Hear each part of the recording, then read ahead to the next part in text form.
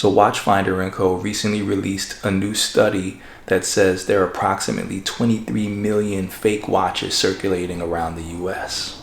The top cities for these fake watches include New York City at around 20%, LA at around 14%, and Chicago at around 11% of people reporting to have received a fake watch.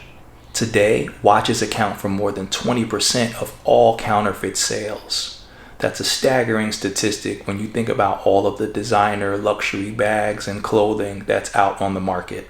According to Watchfinder Co., just a few years ago, only 20% of the watches that came through their hands were fakes. And now it's flipped, and they say that approximately 80% of the watches they receive are fakes, most of which they are classifying as super fakes, which are those watches that are largely indistinguishable from the real McCoy. The article also broke down that some of the fakes that they're getting are not just those clones, but they're also a mix of Franken watches where all of the parts are real, but they're coming from a bunch of different watches to comprise and create a watch that you might think at first glance is the real thing.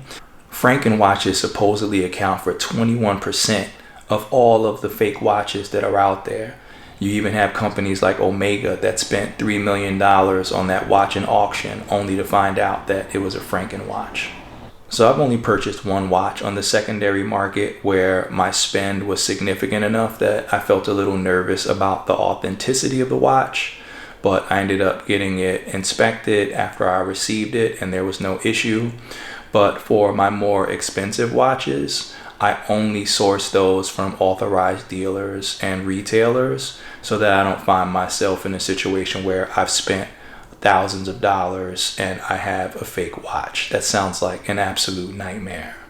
Do you know anyone that's bought a fake watch? Has that happened to you? If so, let me know in the comments. Till next time.